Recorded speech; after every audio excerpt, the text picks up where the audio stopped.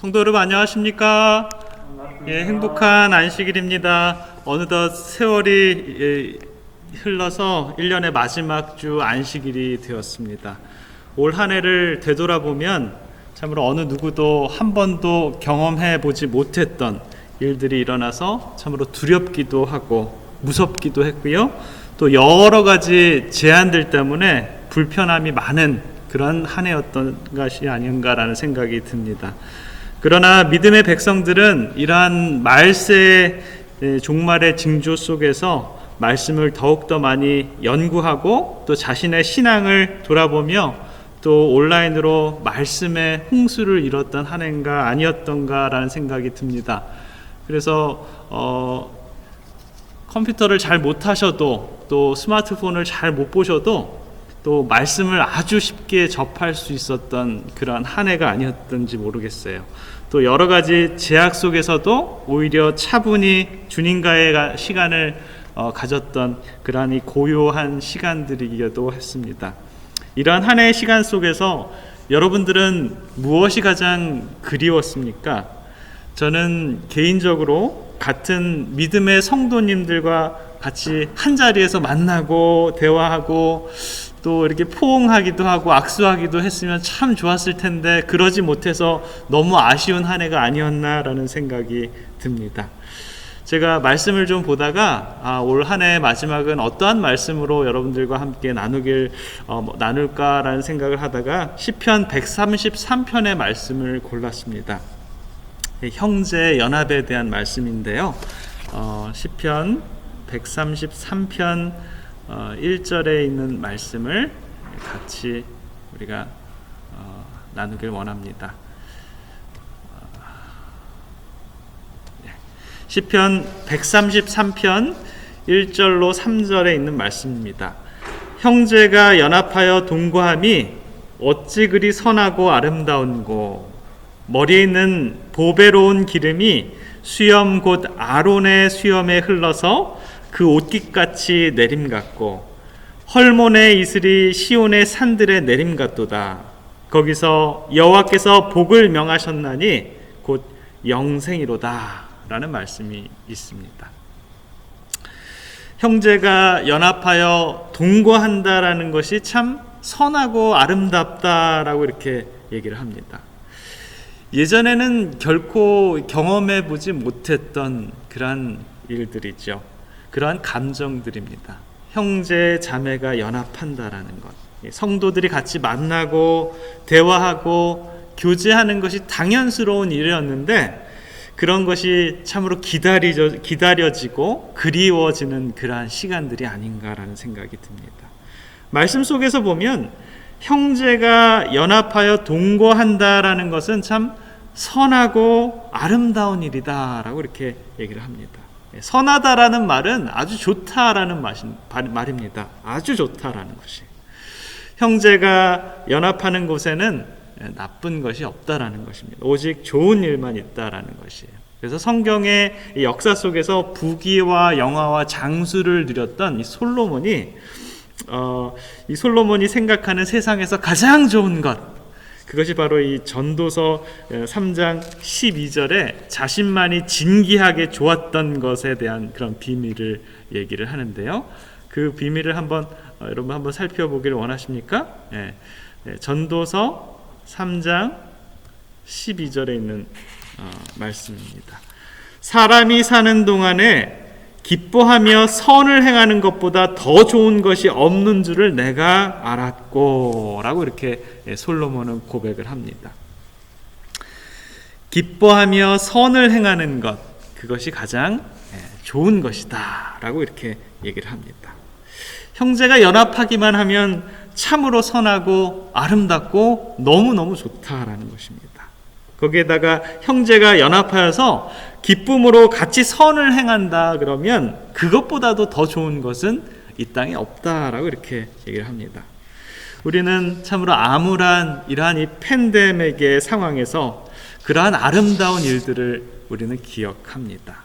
너무나도 그리웠던 좋은 일들을 같이 선을 행하고 기쁨과 사랑으로 나누었던 일들이 참으로 그리워집니다.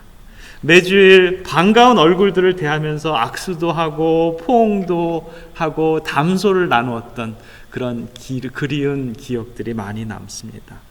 예배가 마쳐지면 같이 음식을 나누면서 파트락을 하면서 담소를 나누고 서로 얼굴을 보며 웃었던 그런 그리움들이 기억 속에 자리 잡습니다. 또 파트락 후에는 여러 가지 또 소그룹들이 나누어져서 즐겁게 찬양을 불렀던 찬양대가 기억이 남고요. 또 발 마사지를 통해서 지역사회 사람들에게 행복을 나눠줬던 이 발 마사지 팀들의 손길이 그리워집니다. 또 기악부들의 열심히 연습하시는 연습하시는 모습들도 그리운 모습들 중에 하나이고요.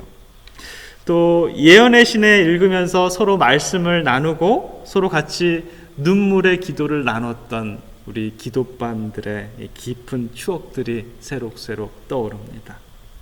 직원회 때마다 서로 연합하고 또 계획하고 서로 의견을 모으고 또 웃는 일도 있었고 서로 양보하고 했던 일들도 많이 있었는데요. 교회를 이끌어 주신 우리 하나님의 그러한 손길에 우리 모든 직원들이 얼마나 감사했던지요. 형제가 연합하여 동거하는 교회가 바로 이러한 모습들이 아니었던가라는 생각이 기억이 아련합니다. 저와 여러분들은 다 다른 사람들입니다. 우리는 다 각각 다릅니다. 이 세상에 있는 사람들 중에서도 똑같은 사람들이 하나도 없죠. 쌍둥이를 봐도 쌍둥이도 자세히 보면 굉장히 다른 것을 우리는 볼 수 있습니다. 얼굴의 모양도 다르고 또 살아온 풍습도 다르고요. 마음씨도 다르고요. 삶의 자세도 또 삶에 대한 가치관도 우리는 다 다릅니다. 이렇게 각각 다른 사람들이 모이는 곳이 교회입니다. 매주 일정한 시간과 장소에서 오직 한 가지의 목적, 하나님을 예배하기 위해서 모이는 이 세상에 오직 유일한 그런 조건이 없이 문이 열려져 있는 곳이 바로 교회입니다. 그러므로 이런 교회는 모든 사람들이 마음대로 드나들 수 있는 그러한 곳입니다. 그러나 이렇게 팬데믹으로 인해서 10명밖에 교회에 나오지 못한다라는 그런 제한도 있고요. 그래서 우리는 온라인으로 이렇게 예배를 드립니다. 교회는 이렇게 각양 모습들이 다른 사람들이 모이는 그런 곳입니다. 그런데 이 교회가 하나님의 뜻을 이루어 드리는, 하나님을 기쁘시게 하는 그러한 교회가 되기 위해서는 우리가 이 모든 다른 사람들이 하나가 되어야 된다라는 것입니다. 하나가 된다라는 것은 우리의 마음들이 모여서 한 가지의 목적을 가지고 한 곳으로 향해야 된다라는 것입니다. 우리가 이 악기를 오케스트라를 보면 여러 가지 다른 그러한 악기들로 연주를 하지만 그 연주하는 그러한 그 기구들이 다 같은 화음으로 어우러졌을 때 정말 아름다운 노래를, 아름다운 소리를 낼 수 있다라는 것입니다. 그런 것 같이 이 교회에서도 각각 수많은 다른 사람들이 다른 색깔로 모이게 되지만 그들의 믿음이, 우리들의 믿음이 하나로 연합되어서 한 가지의 목적을 가질 때는 정말 이 교회만큼 아름다운 곳은 이 세상에 찾아볼 수 없다라는 것입니다. 아름답게 연합하고 함께 모이고 교제했던 것이 정말 아름답다라는 그런 생각을 하게 됩니다. 사도 바울 선생님은 형제가 연합된 교회를 고린도전서 12장에 참 이 몸에다가 비유를 하고 있는데요. 몸은 하나이지만 또 몸에는 손도 있고 발도 있고 눈도 있고 귀도 있고 입도 있는 것처럼 우리의 교회를 이루고 있는 구성원들이 다 다르다라고 이렇게 설명을 합니다. 유대인도 있고 헬라인도 있고 종도 있고 자유자도 있고 이렇게 설명을 하면서 다 사람들의 다양성을 강조합니다. 우리의 몸의 신체는 서로 다르지만 이 다른 몸을 위해서 일하는 것이 아니라 눈과 귀는 전혀 다른 모양의 다른 위치에 있지만 한 가지의 몸을 위해서 일하고 있다라는 것을 우리는 볼 수 있다라는 것입니다. 탈무드에 이런 이야기가 나오는데요. 머리가 둘 달린 아이가 있었어요. 그런데 이 사람이 한 사람일까요? 두 사람일까요? 한 사람이라고 생각하는 분 한번 손 들어보세요. 머리가 둘이지만 한 사람이다. 아무도 안 계시네. 그럼 머리가 둘이 있는 사람은 두 사람입니까? 두 사람이다라는 분 한번 손 들어보세요. 예, 아마 그래가지고 탈무드에서는 실험을 했다라고 합니다. 이게 이제 한 사람인지 두 사람인지 알기 위해서는 한쪽 머리에다가 뜨거운 물을 부어보면 안다라는 것입니다. 그래서 다른 얼굴이 다른 머리가 뜨거운 물을 부었는데 시원하다 그러면은 똑같은 사람이에요, 다른 사람이에요? 다른 사람이다라는 것입니다. 그런데 뜨거운 물을 부었을 때 다른 쪽 머리에서 얼굴을 찡그리고 뜨거워하는 것을 느끼면 그 사람은 한 사람이다라는 것입니다. 머리에는 뜨거운 물을 부으면서 뜨거워 죽겠는데 다른 쪽에서는 시원하다라고 이렇게 하는 것은 몸이 다른 몸이기 때문이다라는 것입니다. 그런 것처럼 하나님의 교회도 어떠한 한 성도 여러분들이 아파하고 정말 괴로워하고 힘들어하는데 다른 성도님들은 기뻐할 수 없다라는 것입니다. 이 교회의 공동체는 하나님의 그 뜻 안에서 서로 기뻐하고 서로 슬퍼하고 정을 나누는 교회가 바로 그렇다라는 것입니다. 그러한 교회가 하나님의 뜻을 이룰 수 있다라는 것입니다. 에베소 4장 5절과 6절에 있는 말씀을 보겠습니다. 에베소 4장 5절과 6절에 있는 말씀입니다. 주도 하나이요 믿음도 하나이요 침례도 하나이요 하나님도 하나이시니 곧 만유 위에 계시고 만유를 통일하시고 만유 가운데 계시도다 라고 이렇게 말씀을 합니다. 교회는 이렇게 주님도 믿음도 침례도 하나님도 하나인 곳이 바로 이 교회입니다. 그러므로 진정한 교회는 당연히 분리가 아니라 연합을 하고 하나가 되어야 한다라는 것입니다. 이것이 바로 형제가 연합하여 동거하는 그러한 이 교회입니다. 교회는 나와는 전혀 다른 사람들이 수없이 많이 있습니다. 생각하는 것도 다르고 말하는 것도 다르고 가치관도 다르고 또 행동하는 것도 다른 사람들임을 우리는 알 수 있습니다.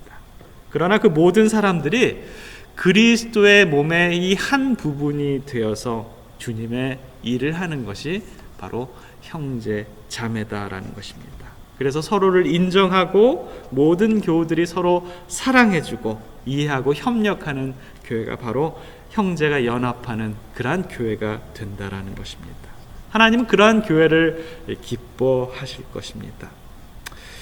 교회는 나와 똑같은 사람들, 똑같은 생각을 가진 사람들이 모인 곳이 절대로 아니다라는 것입니다.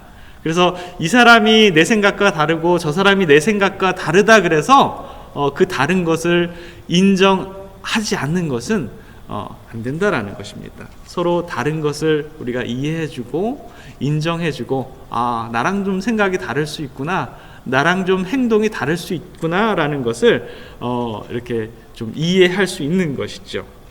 만약에 몸 안에 온통 귀만 있다 그러면 그 사람은 어떤 사람일까요?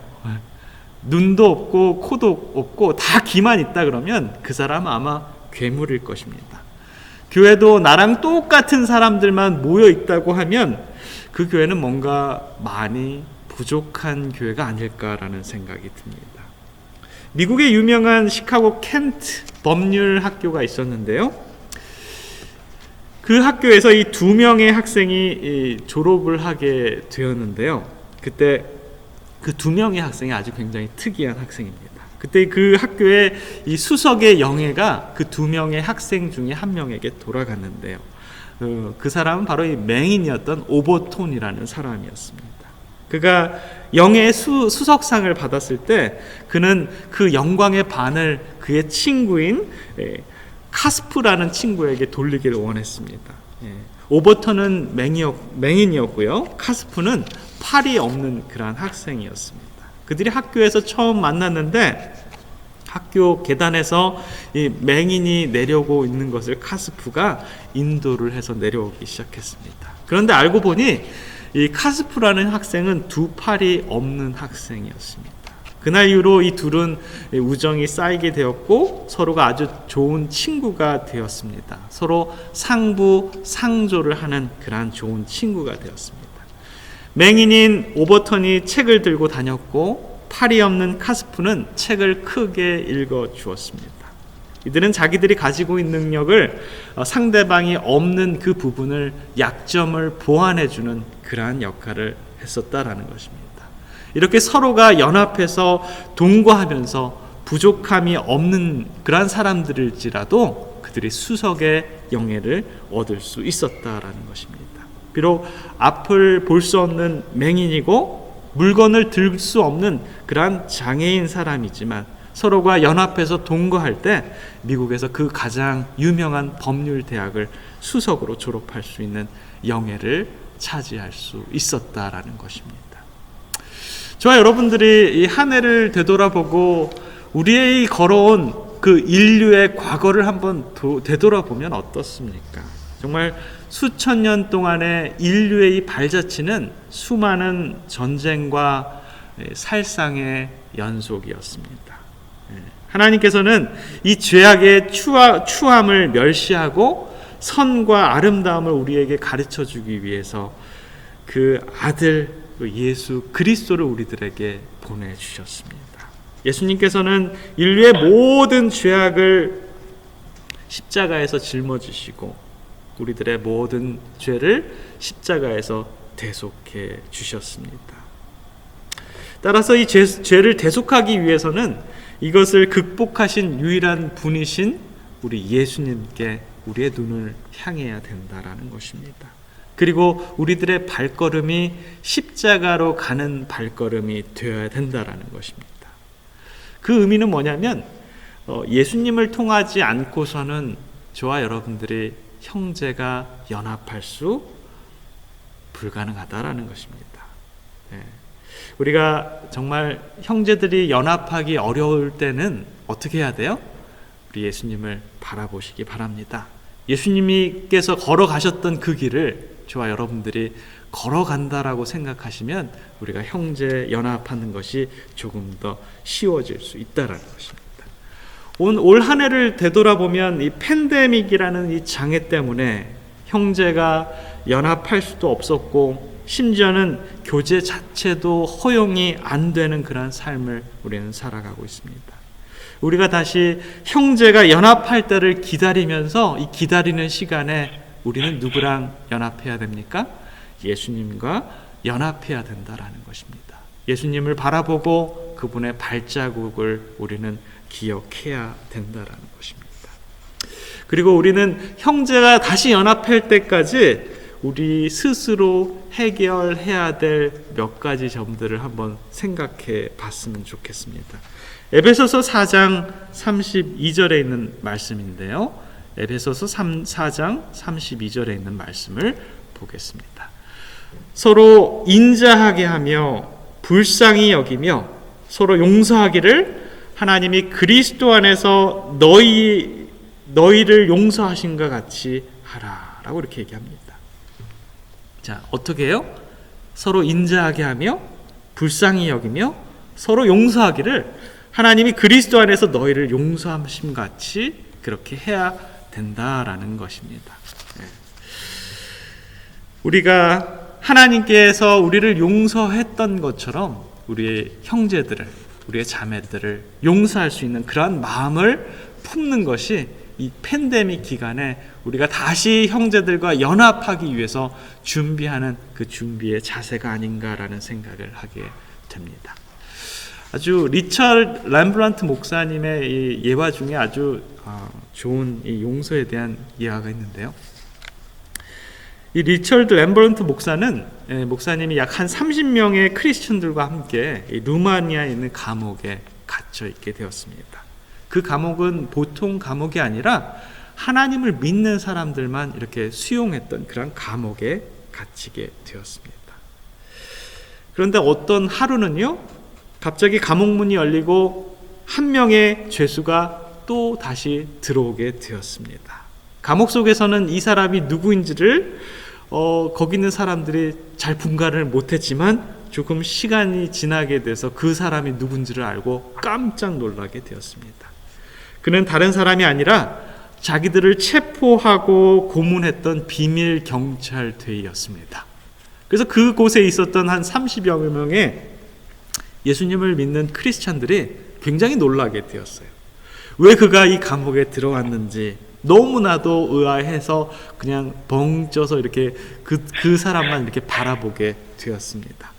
그때 그 비밀 경찰이었던 대위가 이런 얘기를 합니다. 자기가 왜 들어왔는지에 대한 이야기를 이제 하게 되는데요. 얼마 전에 12살 된 이 소년이 자기를 면회하겠다라고 찾아와서 자기 사무실에 들어왔다라고 합니다. 그런데 그가 수줍어하면서 자기의 사무실에 들어오는 소년이 그의 품속에 아름다운 꽃다발 한 알음을 자기에게 이렇게 보여주는 것입니다. 그러면서 이렇게 얘기를 합니다. 대위님, 당신은 우리의 엄마와 아빠를 체포해 가신 분입니다. 오늘이 우리 어머니의 생일입니다. 저는 어머니의 생일이며 꼭 꽃다발을 사서 어머니에게 선물을 했는데 그래서 어머니를 참 기쁘게 해드렸습니다. 그런데 금년에는 당신이 우리 부모님을 체포해 갔기 때문에 어머니를 더 이상 기쁘게 해드릴 수 있는 꽃을 전달해 드릴 수가 없군요. 그런데 저희 어머니는 크리스찬이기 때문에 저에게 늘 가르침이 있었습니다. 원수도 사랑해야 하고 악을 선으로 갚아야 한다라는 그 말씀이 생각이 났습니다. 나에게는 지금 어머니가 안 계시지만 어머니가 원수라고 생각했던 당신에게 이 꽃을 선물로 드립니다. 이 꽃으로 대위님의 아기들의 어머니를 기쁘게 해줄 수 있다 그러면 얼마나 기쁠까요? 그러면서 울면서 이 꽃다발을 대위님에게 전해드렸다라는 것입니다. 그 대위는 그 소년의 꽃다발을 받았고요. 그리고는 그 소년을 부둥켜 안고 눈물을 흘렸습니다. 그로 자기의 마음에 양심의 가책과 회개의 마음이 들고 남은 인생을 예수님을 위해서 살아야겠다라는 결심을 하게 되고 또 이 크리스찬들만 갇히게 되는 그 감옥으로 호송이 되었다라고 합니다. 용서하지 아니하고서는 절대로 형제가 연합하고 동거할 수 없다라는 것입니다. 하나님께서 그리스도 안에서 우리의 모든 죄악을 용납할 수 있으셨다라는 것입니다. 우리가 수많은 죄를 지었음에도 불구하고 예수님께서는 우리를 용서해 주셨기 때문에 저와 여러분들은 용서에 빚진 자들입니다. 따라서 저와 여러분들은 우리에게 잘못한 사람들을 용서해 줄 수 있는 그러한 너그러운 마음을 가져야 한다라는 것입니다. 우리가 용서하는 삶을 살 때 우리의 마음의 상처가 치료될 수 있다라는 것입니다. 자, 우리가 이 팬데믹 기간에 다시 형제들이 연합하기 전에 가져야 될 첫 번째 마음이 바로 이 용서에 대한 마음이었습니다. 그렇다면 두 번째 마음은요, 이러한 마음이 아닐까라는 생각이 듭니다. 이해와 동정의 마음이 없이는 절대로 연합하고 동거하는 힘이 생겨나지 않는다라는 것입니다. 우리가 모든 것을 상대방의 입장에서 한번 생각해 봐야 된다라는 것입니다. 그러기 위해서는 상대방의 이야기의 귀를 기울여 줄 수 있는 그런 인내하는 마음이 있어야 되고요. 우리 주님의 능력이 우리 마음속에 오면 내 뜻대로만 살지 않고 이웃의 뜻도 충분히 들어주고 이해하고 동정하고 수용해야 한다라는 것입니다. 그런데 우리가 인간이기 때문에 그러한 그 이해의 마음, 동정의 마음이 정말 갖기 쉽지는 않다라는 것입니다.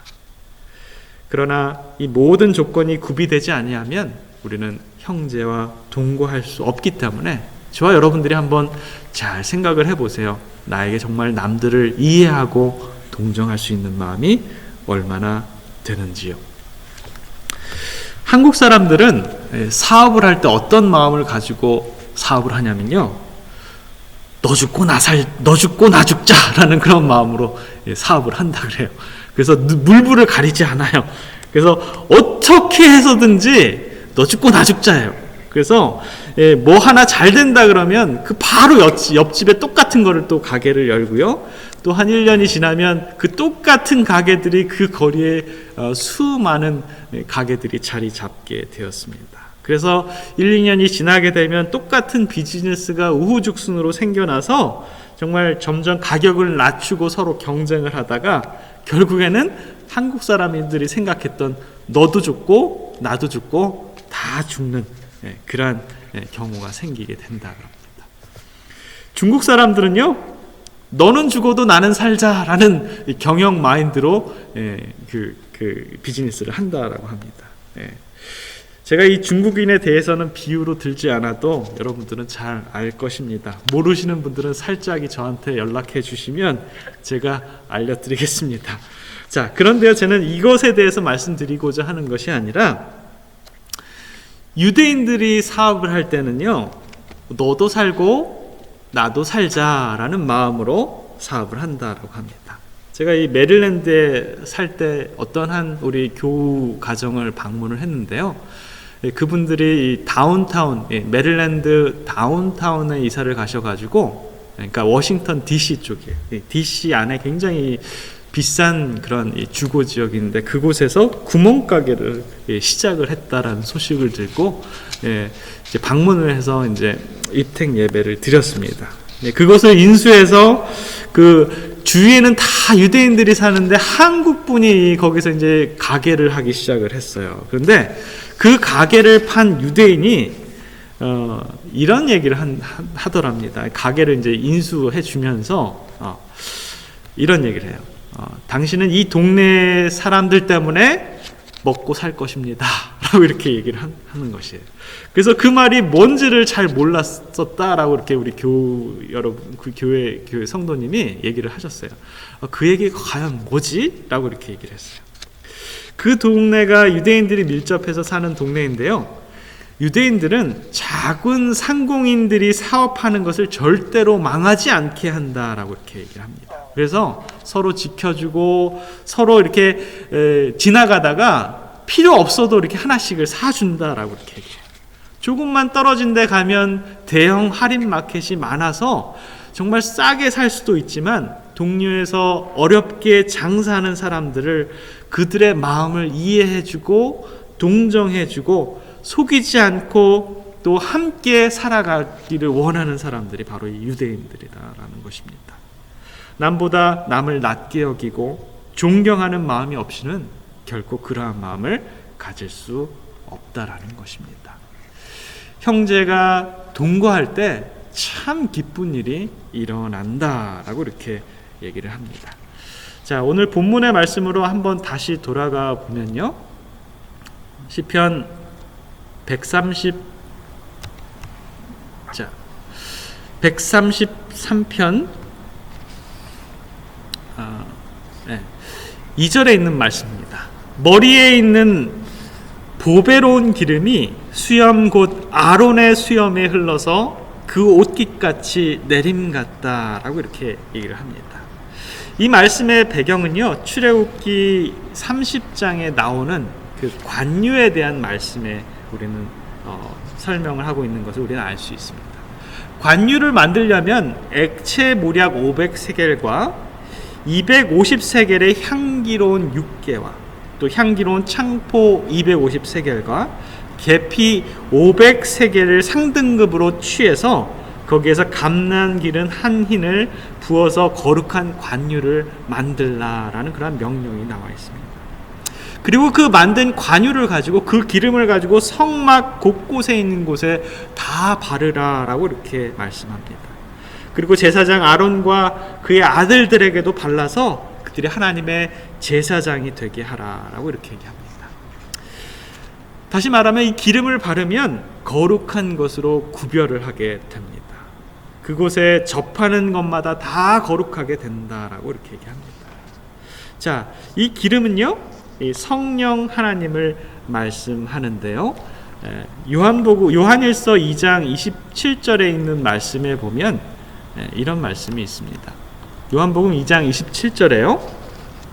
너희는 주께 받은 바 기름 부음이 너희 안에 거하나니 아무도 너희를 가르칠 필요가 없고 오직 그의 기름 부음이 모든 것을 너희에게 가르치며 또 참되고 거짓이 없으니 너희를 가르치신 그대로 주 안에 거하게 하라 라고 이렇게 얘기를 합니다.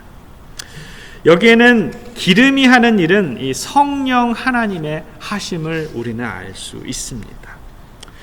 형제가 연합하여 동거하면 그곳에, 형제가 연합하여 동거하는 그 교회에 우리 하나님께서는 성령을 부어주신다라고 이렇게 얘기합니다. 성령을 부어주시는데 어떻게 부어주세요? 아주 풍만하게, 아주 충만하게 부어주십니다. 차고 넘치게 부어주십니다.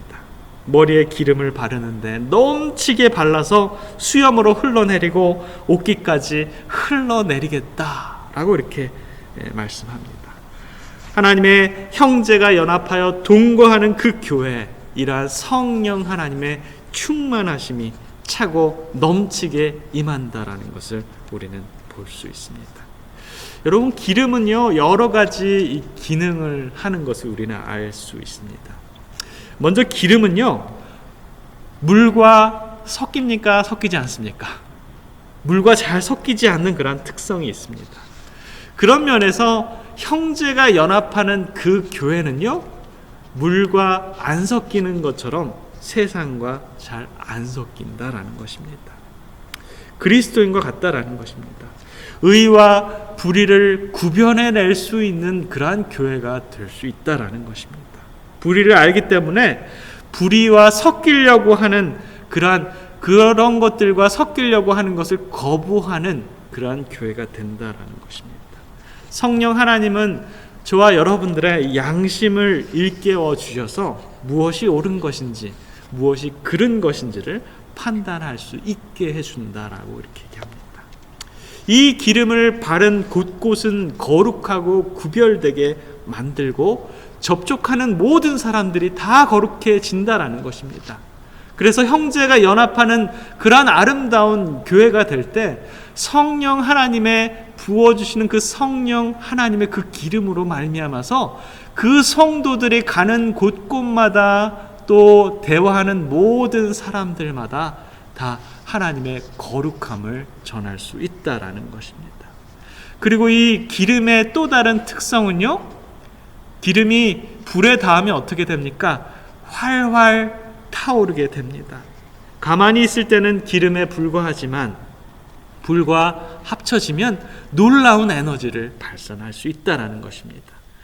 성령님은 교회에 그러한 에너지를 공급해 주신다라는 것입니다. 그래서 우리 교회가 불붙기만 하면 정말 이 세상을 활활 타오르게 만들 수 있다라는 것입니다. 우리 교회 모든 우리 집사님, 장로님, 우리 모든 성도님들이 연합하기만 하면 정말 이 지역사회를 정말 불같이 타오르는 그러한 곳으로 만들 수 있다라는 것입니다. 또 기름은 어떠한 특성이 있냐면 부드럽게 하는 특성입니다. 그래서 여러분 혹시 집안의 문을 이렇게 여다를 때 끼익끼익 소리가 나면 뭘 칠합니까? 기름을 칠합니다. 그러면 그곳이 부드럽게 문이 잘 여닫을 수 있게 되는 것을 우리는 보게 됩니다.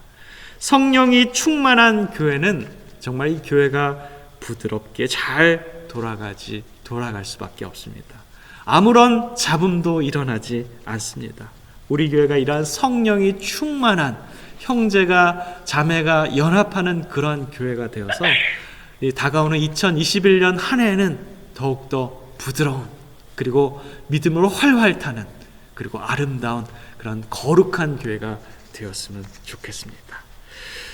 다윗 왕은 이 시편 133편 3절에 이렇게 또 우리들에게 설명을 합니다. 시편 133편 3절에는요. 헐몬의 이슬이 시온의 산들에 내림 같도다. 거기서 여호와의 복을 명하셨나니 곧 영생이로다. 하나님의 형제들이 연합하여 동거하는 곳에 복을 명하셨는데 그 복은 바로 영원한 생명이다 라는 그러한 복을 허락해 주셨습니다. 그런데 그 복을 설명하면서 무엇을 어떤 대상을 또 말을 하게 되냐면요, 헐몬의 이슬에 대한 얘기를 하게 됩니다. 이슬을 의미하는 것이 뭐가 있습니까? 이슬은 하늘에 있는 수증기가 밤새 열을 방열하면서 차게 된 땅에 어떤 물체와 접촉하면 그 수증기가 응축하여서 생기는 그러한 물방울입니다. 이 이슬이 깨끗하고 고요한 밤에 또 온도가 갑자기 떨어지고 공기가 습할 때 주로 생긴다라는 것입니다. 창세기 27장 28절에 보면 이삭이 그들의 아들들에게 축복한 그 축복에 대한 내용이 나오는데요. 한번 살펴보길 원합니다. 창세기 27장 27절과 28절에 있는 말씀입니다. 내 아들의 향치는 여호와의 복 주신 밭의 향치로다. 하나님은 하늘의 이슬과 땅의 기름짐이며 풍성한 곡식과 포도주로 내게 주시기를 원하노라 라고 이렇게 말씀하셨습니다. 기름진 땅에 하늘에 이슬이 내리면 곡식과 포도주가 풍성하게 얻게 된다라고 이렇게 얘기합니다. 그래서 이삭은 아들 야곱에게 이러한 복을 빌었습니다. 이러한 의미에서 이슬은 하나님의 축복을 의미하게 된 것이죠. 형제가 연합하는 그러한 교회에 이러한 풍성한 축복이 임하길 원합니다. 우리 교회가 형제가 연합되는 그러한 교회가 될 때 하나님께서는 하늘의 이슬을 풍성하게 내려주셔서 이 교회에 나오는 드나드는 모든 사람들의 마음을 새롭게 하고 활기찬 그러한 교회가 될 수 있다는 것입니다. 그러한 성도들이 가득할 때 이 교회는 영생을 소유하는 그러한 교회가 될 수 있다라고 이렇게 얘기합니다. 자, 저와 여러분들 이렇게 형제가 연합하면 참 좋은 것 있다는 것을 알게 되었는데요. 그렇게 하는 것이 쉬울까요? 어려울까요? 쉽기도 하고 어렵기도 합니다. 그런데 우리가 연합해야 될 때 그래야 이 복을 받고 영생의 축복까지 있게 되는데 우리에게 뭔가 빠져 있는 것이 있지 않나 한번 생각을 해보게 됩니다. 자, 재림신도의 가정 179페이지에 보면 이런 말씀이 있습니다. 가족 연합의 비결. 여러분들의 가족이 먼저 연합돼야 되는데 그 비결이 있다라는 것입니다. 가족들과 교회에서 일어나는 분열과 불화의 원인은 곧 그리스도께로부터 분리되는 데 있다. 그리스도께로 가까이 가게 되면 피차에 가까워진다. 교회 내에서와 가족 내에서의 참된 연합의 비결은 외교적 수완과 경영 수완 또는 난관을 극복하려는 초인간적인 노력, 비록 이것들이 이 목적을 달성하는 데 도움이 되더라도 있지 아니하고 그리스도의 연합에 있다라고 이렇게 얘기합니다. 사랑하는 성도 여러분, 저와 여러분들에게는 우리 하나님께서 약속으로 해주신 영생의 구원을 축복으로 허락해 주셨다라는 것입니다. 그런데 그러한 축복을 경험하기 이전에 저와 여러분들이 먼저 누구와 함께 연합을 해야 된다라는 것입니까?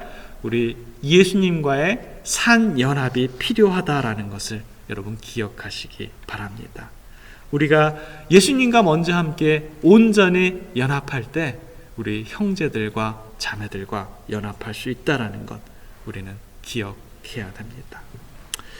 그런 자들에게 주시는 복이 바로 시편 133편에 있는 그러한 복이었다라는 것입니다. 예수님과 연합되는 자, 저는 이 성경 구절을 참 좋아하는데요. 2020년을 마지막으로 마무리하면서 저는 이 말씀을 읽고 마치길 원합니다. 갈라디아서 2장 20절에 있는 말씀입니다. 저와 여러분들이 예수님과 연합할 때 바로 이러한 말씀이 우리 마음속에 새겨져야 된다라는 것입니다. 내가 그리스도와 함께 십자가에 못 박혔나니 그런즉 이제는 내가 산 것이 아니요 오직 내 안에 그리스도께서 사신 것이라. 이제 내가 육체 가운데 사는 것은 나를 사랑하사 나를 위하여 자기 몸을 버리신 하나님의 아들을 믿는 믿음 안에서 사는 것이라. 내 안에 그리스도와 연합했을 때 정말 참된 형제와의 연합이 가능하다라는 것입니다. 올 한 해가 다 지나갑니다. 다사다난했던 2020년을 마무리하면서 우리들의 자신들의 모습을 한번 생각해 보시기 바랍니다. 저와 여러분들 한 해 동안 얼마나 예수님과 연합하는 그러한 삶을 사셨습니까? 그러한 모본을 통해서 우리들의 형제들을 얼마나 또 사랑하고 이해하고 동정하고 연합하는 삶을 사셨습니까? 아직도 내 마음속에 예수님과 연합하는 그러한 마음이 부족하다 그러면 이 마지막 며칠의 기간 동안 정말 기도함으로 예수님과 연합하시는 저와 여러분들의 삶이 되었으면 좋겠습니다. 그분께서는 우리들을 위해서 그분의 생명을 십자가에 못 박으시고 지금도 저와 여러분들을 위해서 하늘에서 탄원하고 계시지 않습니까? 올해가 다 가기 전에 우리 모든 믿음의 성도님들의 생애가 예수님과 연결되고 우리 모든 성도님들의 마음이 하나가 되어서 좀 더 믿음 안에서 자라나고 성숙되는 예수님의 품성으로 개발되시길 기원하면서 말씀을 마치겠습니다. 기도하겠습니다. 형제가 연합하여 동거함이 어찌 그리 선하고 아름다운지요. 아버지 하나님, 올 한 해는 정말 형제가 연합하고 동거하는 그러한 경험을 정말 그리워하는 한 해가 되었습니다.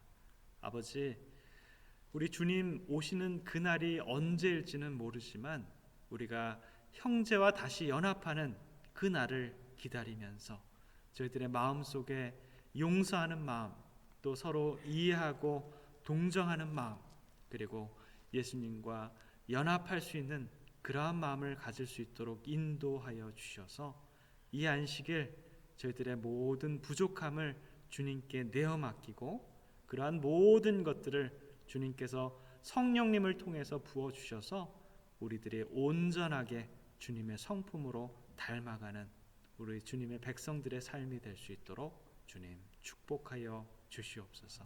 이 안식일 해가 맞을 때까지 주님께서 함께하여 주시고 또 주님만 바라보는 귀한 시간 될 수 있도록 주님 축복하여 주시옵소서. 사랑의 예수 그리스도 이름으로 간절히 기도드립니다. 아멘.